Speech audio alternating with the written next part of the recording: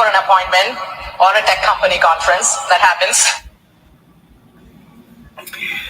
There are many moving parts that influences the success of a business. And sales communication process is Like for an appointment definitely or a tech one company of conference. those That happens. tools that is used by even the top 100 companies to position themselves in the market as dominant players. Today, I will take you on a journey to really do that deep dive into sales communication process. And today we will examine two important concepts. So, moving forward, you should have a better, clearer understanding of what sales communication is, and you should be in a much better position of strength not only to learn, but to apply and master these processes. And I want to encourage you in the absence that you need more support with sales communication, do reach out to pitchdeck101.org and we'll be happy to have a free consultation with you. Remember also to like, subscribe, and share this program. Press the bell so you will be the first to know when we publish a program on a daily basis. Now, let's start today's conversation by really doing that deep dive. Now, there are major differences between the pull factors of sales communication and the push factors of sales communication. And it is absolutely necessary for you to understand the major differences. Now, when you look at the screen that is right before you, you see under the pull factors of sales communication, you have things like absolute biodata, superior sales communication process, and superior client retention process. This all sums up the elements that is necessary, that is used, that is deployed in the pull factors of sales communication. On the other hand, you have the push communication, the push factors of sales communication, and you have things like limited biodata, exploits, impulse buyer's behavior, and inferior client retention process. Now, a lot is being said here also, but it's necessary for you to be able to deduct this entire body of knowledge and to be able to make an informed and educated decision as to how best to apply these two systems to your organization. And don't be fooled by the term inferior, all right? Because inferior doesn't mean that sales processes in this regard is not being optimized. As we get into deeper into today's program, I will do that deep dive into it. In the very next slide, which we will start now, I will start to really dig in deeper into helping you to understand exactly what these terminology means. Now, if you want to be successful in the sales communication process, it's important for you to be able to distinguish between the pull factors of sales communication and the push factors of sales communication. And those who are joining us and perhaps looking at the first program, I want to encourage you to look at the very first program that we would have published only yesterday on this topic, sales communication process. Now, the first concept that is before you, it is identified as the absolute biodata. What is it that you deduct from this term, absolute biodata? Now, to be able to effectively deploy the pull factors of sales communication, this process is heavily dependent on biodata and biodata of the client. And there are three important concepts that you want to take away here or learn, apply, and master. For example, biodata one represent things like understanding or building out what you call the demographic data and putting yourself in that position of strength where you have the demographic data is so important because the demographic data informs the decisions that you're going to be making to identify certain key characteristics of your target market. And you need to be in the know here. And having the information is really what enables you to make a better, smarter business decision. There are other biodata marker for you to also understand here. And they're concept that we call the psychographic data. It is so important for you to understand the psychographic data because in the absence of understanding the psychographic data, it's going to create tremendous difficulty in how the product or the services is positioned in front of the target market with the highest degree of precision. It is the understanding of these data, which we call the psychographical data, that enables you to knowingly develop that value proposition and position that value proposition in front of the target audience based on the psychographical data. Now, if you're doing sales and you're not doing the biographical data, you're not leveraging the psychographical data to better influence your sales outcome, there lies a challenge. And perhaps this is exactly one of the reasons why we have so many persons, millions of young entrepreneurs attempts at sales and fail in this process. It's largely because these biodata is not being fully observed. So we have looked very briefly at the demographic data, the psychographic data, and how about the geographic data? Yes, it is also necessary for you to understand the geographical data.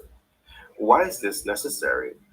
Because one, the biodata enables you to understand who you're targeting. You're able to identify who you're targeting. But the ability to identify who you're targeting still does not tell you what are the motivational factors of who you're targeting. For example, it's easy for you to say that you're going to be targeting male or female or young people. But the ability to identify male, female, or the child does not necessarily mean that you understand the psychographical data of who you are targeting. And it is absolutely necessary for you to understand the psychographical data. Now, understand the psychographical data is still not enough because you may I understand the biographical data. For example, you understand the demographic data, the psychographic data, but where can your demographics be found? The inability to understand this, it means that you're not strategically positioned with precision, positioning to identify exactly how to reach the ideal client. And of course, you're going to be reaching this ideal client either through mass media, social media, the metaverse, or independent communication channel. In the absence of having geographical data, you are not fully informed of the entire biodata of the client. Now, the top 100 companies in the world, they just did not become the top 100 companies. They are exploiting all of these data to make better and informed decision making. And I want to show you hundreds of thousands, millions of dollars, and billions of dollars are invested annually into building out and creating these biodata that helps the entrepreneur, the business owners, the top 100 companies to make informed business decisions.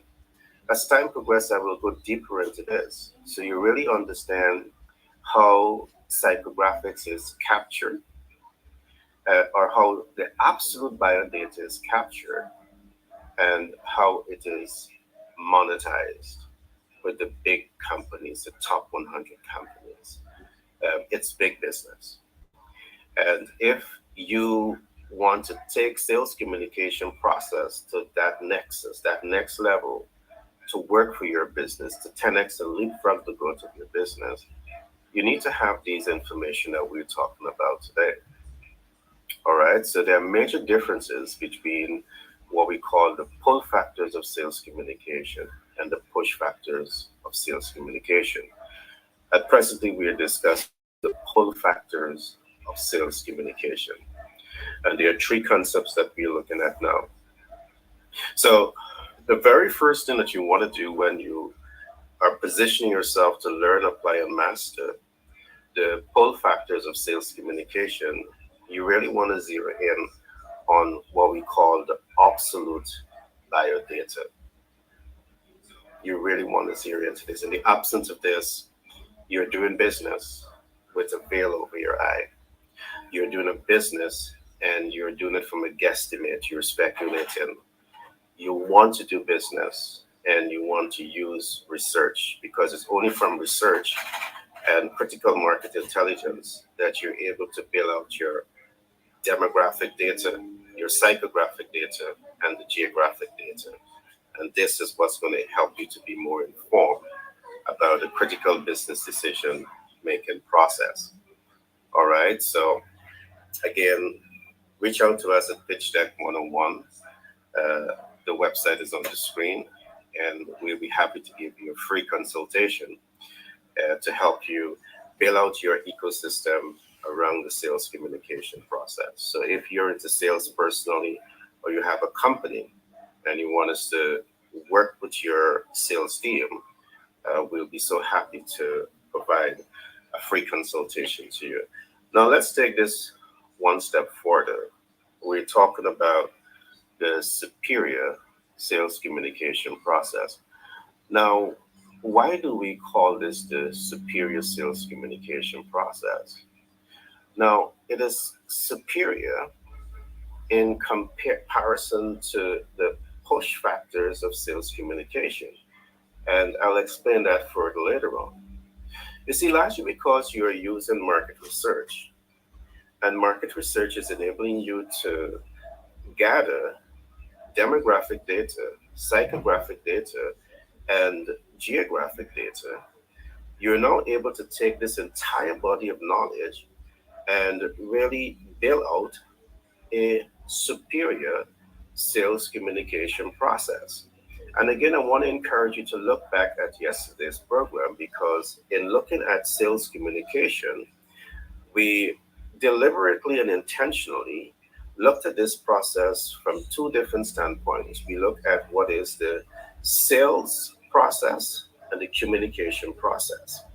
Now, because you have the critical information, you're now able to build up superior sales process. And what is the central objective of the sales? To make the sales, there's a number of things that has to happen. You need to understand the process.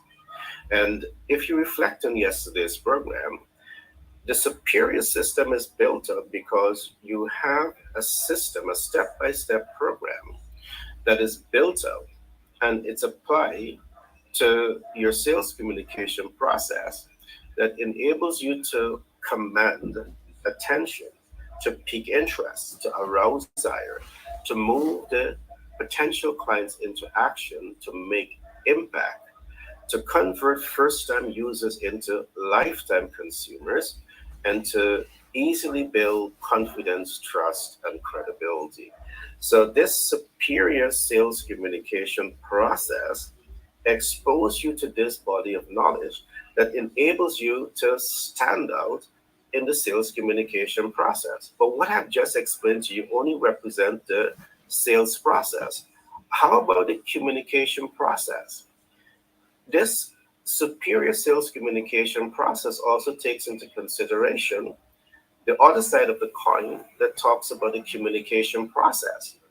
The communication process recognizes the preparedness of the sender to send the message to the receiver.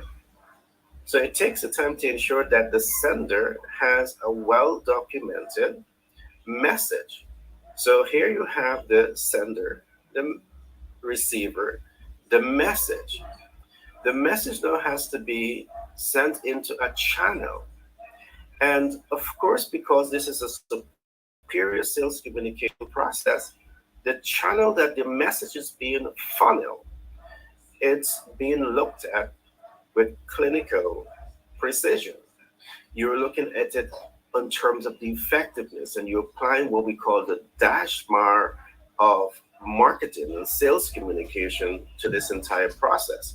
Because the last thing that you want to do is to place your message into a channel of communication, whether it be mass media, social media, metaverse, independent communication channel, and it does not achieve the objective that you want it to achieve. So, a superior sales communication process really looks at this and ensure that you have the critical information that you need to have to make better sales communication decisions, better business decision. So you look at the channel and you ensure that the channel does not have a whole lot of noise, or if it has the noise, you know how to navigate the terrain so as to ensure that the message is received, the message is decoded the way it is supposed to be decoded, and you get the feedback that is based on desired results. Now, here again, because the fact again that this is a superior sales communication process, the feedback that you get is the feedback that you are expecting. Largely because, again, you're using the absolute biodata that takes into consideration demographic details, psychographic details, and geographic details.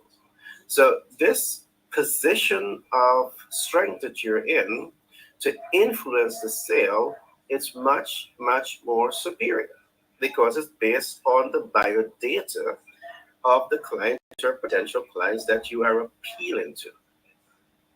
So it is absolutely necessary to have this type of information. You see, people win in sale not because of luck, not because of accident, but because of understanding the biodata, the absolute biodata, and applying themselves effectively at the biodata. Absolutely necessary. We will unlock some of what I'm saying over the next few days, and it definitely will help to give you some more clarity on the subjects that we're discussing here. Sales communication process. Now, if you're in business and you can sell, if you're in business and you don't have a strong sales department, perhaps this is one of the reasons why we're seeing 20% of business start to fail in the first year, 50% fail by year 5, and only 30% survive past the 10-year life cycle. It is our genuine belief at Pitch Deck 101 that if you and your team take the time to understand how the sales communication process works, it will significantly bring down the high level of failure among rising star in business. Now, you are not failing necessarily because you have a bad product or a service, but you're failing because you're not able to strategically position your value proposition in front of the ideal client. And you're not able to do this because you're not observing the absolute biodata as proposed in this program. So the third concept that we're going to look at now is what we call the superior client retention process. Now, what exactly is this? The superior client retention process. This is also a process. You see, because you have your system properly set up, and you understand the absolute biodata and you're using this, you are applying this in the superior sales communication process, it enables you now to build out the sales communication process ecosystem in such a way that enables you to have not only tension in sales, but retention in sales. And let me explain this. The average person that is trained in sales, you're trained to make that sale. But are you really trained to have retention in the sale? And retention is where you have continuous buyers. And you could only have continuous buyers when there's a deliberate intent to build out healthy, productive relationship that is symbiotic. A healthy, productive relationship that has two faces of that coin. Healthy, productive relationship that benefits all stakeholders involved. So, what is being proposed is that once you take the time to understand the biodata and you build out the superior sales communication process, it literally enables you to have a superior client retention process. Now, this has twofold. The superior client retention process is a system that is built out to retain your customers. Within those systems are also looking at the demographic, the psychographic, and the geographic. But the system is able to retain retention and optimize retention largely based on the fact that the value proposition is strong. The value proposition is aligned. The value proposition is not only making impact, but the value proposition is so set out to ensure that you're building confidence, trust, and credibility. This cannot necessarily be purchased over the counter. To be able to build confidence, trust, and credibility is a process. Of course, there are strategic ways to fast track this entire process. As time progresses, we will go into that. So here is where we do a little deep dive into the pull factors of sales communication. And I want to assure you, we're only getting warm up here. There's so much more information that is necessary as you go deeper and deeper into this concept.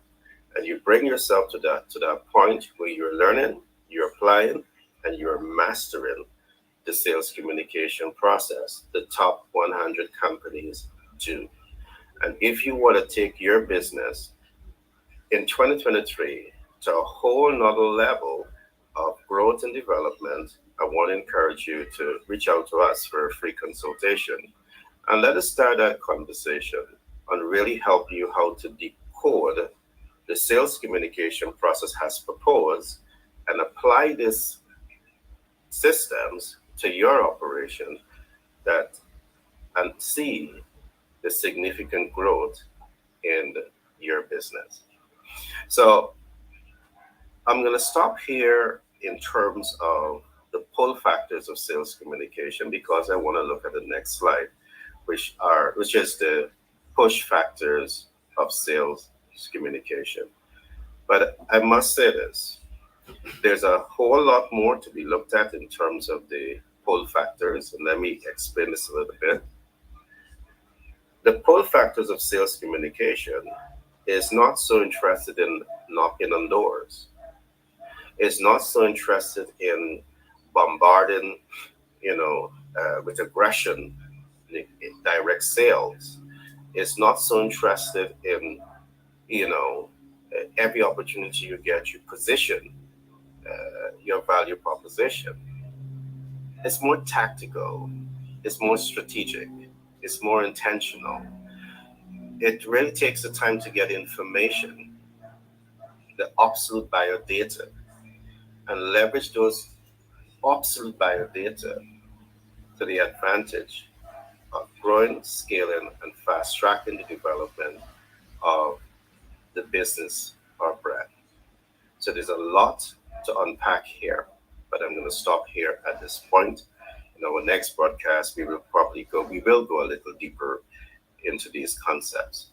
Now, I want us to look a little bit now at what we call the push factors of sales communication, because it is important that we understand both what is the pull factors and what is the push factors of sales communication.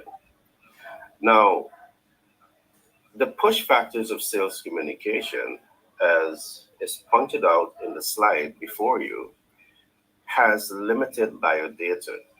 Now, why am I saying this? The average person that is trained to sell, they're being trained to sell a product. So it's about understanding the product and services that you're representing.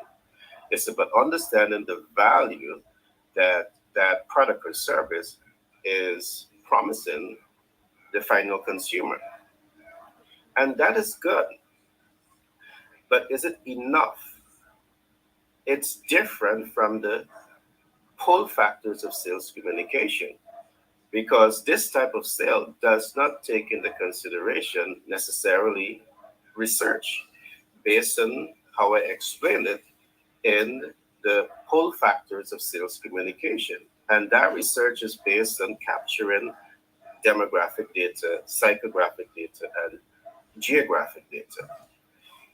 The push factors of sales communication, it's about selling. And there's absolutely nothing wrong with this, but there are different approaches.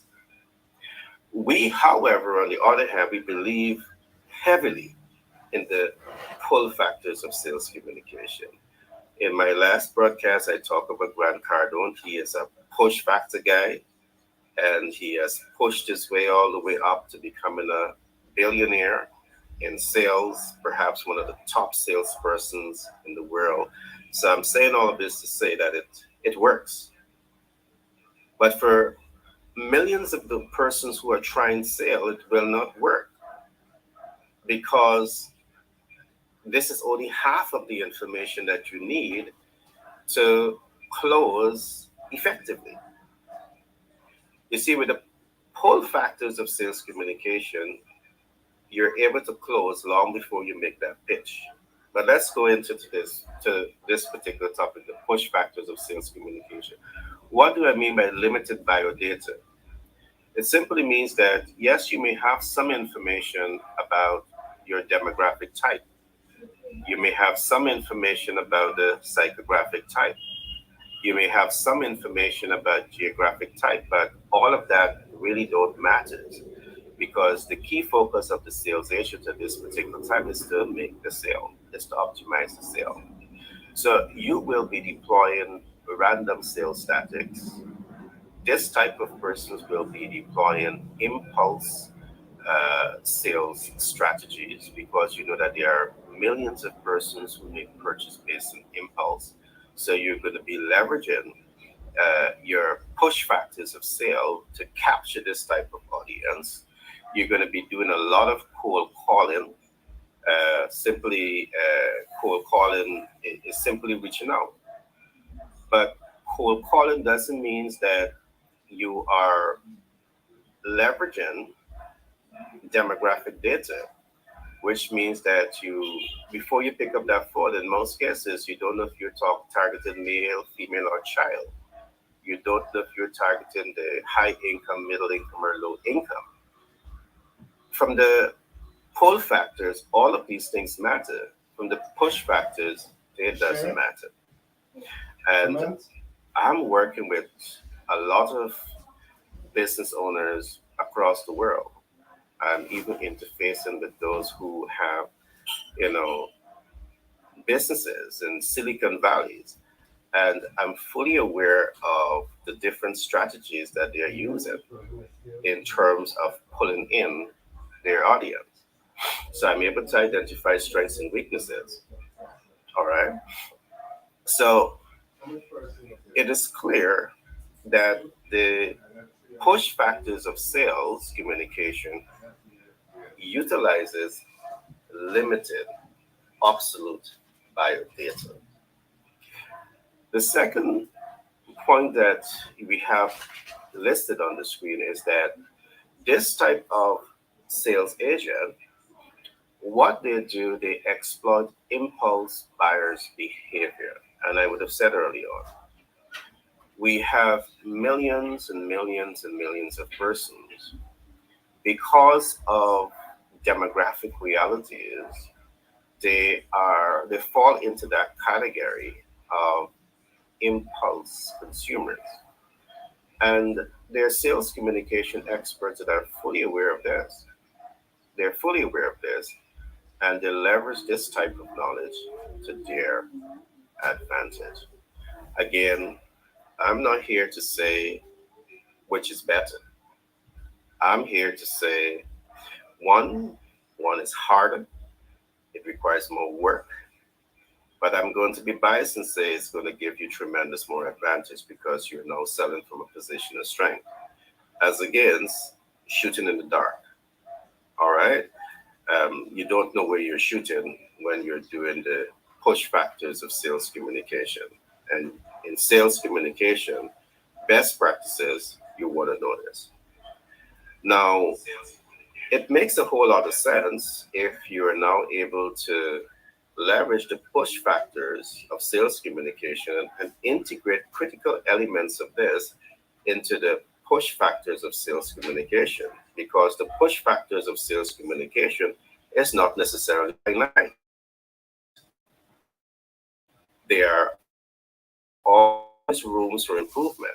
So, of course, when we train, whether we're training clients to apply the pull factors of sales communication or the pull factors of sales communication, we ensure that they have the essential body of knowledge to achieve better results.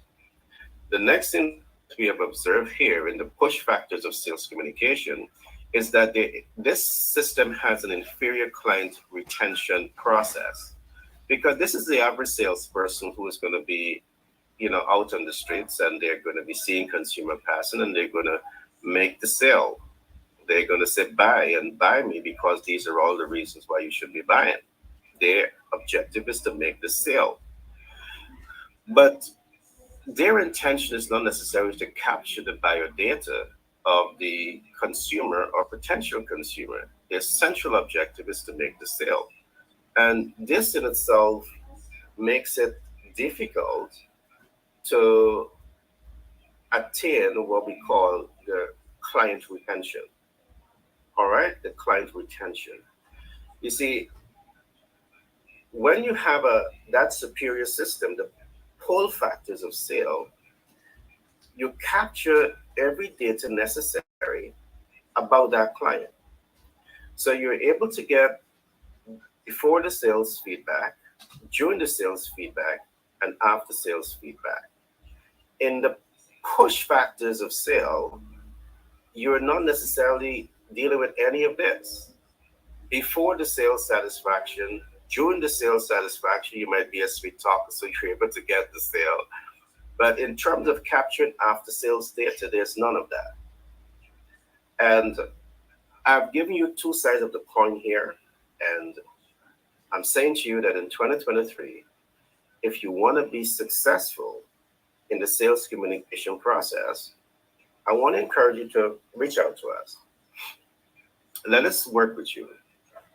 We're going to give you a free consultation and help you to get your sales communication process properly streamlined, properly set up. All right, there's a right way and there's a wrong way to apply yourself at sales communication. And remember, there are also what we call the pull factors of sales communication and the push factors of sales communication. And you need to know them. All right, it's important for you to know them.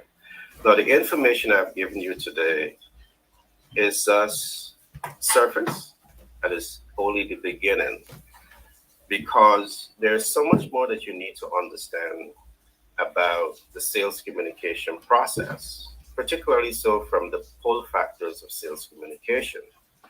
As we go deeper into this analysis, into this examination, We will also be talking to you about influencers and the role that influencers plays in the pull factors of sales communication.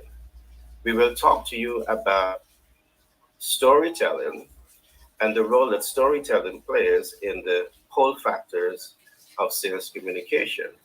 We will talk to you about numerous forms of communication and how all of this plays into the pull factors of sales communication.